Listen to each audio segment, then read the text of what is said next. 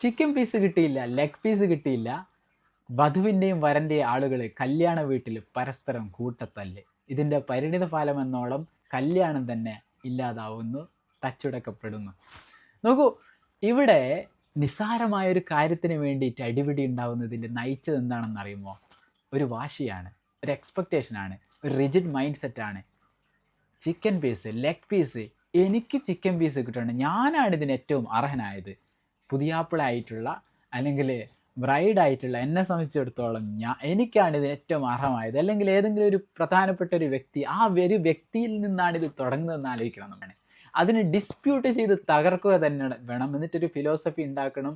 എഫക്റ്റീവായിട്ട് നമ്മൾ ഇത് ചിക്കൻ പീസ് കിട്ടിയിട്ടില്ലെങ്കിലും കല്യാണമാണല്ലോ ഇവിടെ വലുത്, ഇവിടെ നടക്കേണ്ട ഒരു ഇവൻ്റ് ഉണ്ടല്ലോ, പ്രധാനപ്പെട്ട ഒരു സംഗതി, അതാണ് ഇവിടെ പ്രധാനം, എൻ്റെ ചിക്കൻ പീസ് അല്ല എന്നുള്ള സാമാന്യ ബോധത്തോടുകൂടി യുക്തിയോടുകൂടെ ചിന്തിക്കാനുള്ളൊരു വക ആ സമയത്ത് ഉണ്ടാവുന്നില്ല എന്നുള്ളതാണ് ഈ വക വലിയ പ്രശ്നത്തിലേക്കൊക്കെ എത്താൻ കാരണം. സോ ഇങ്ങനെയുള്ള ഒരു ഡിസ്പ്യൂട്ട് നമ്മളെ കൊണ്ട് ഇല്ലാതാക്കാൻ നമ്മൾ തന്നെയാണ് ചിന്തിക്കേണ്ടത് എന്ന് ഓരോരുത്തരും വിചാരിക്കുക.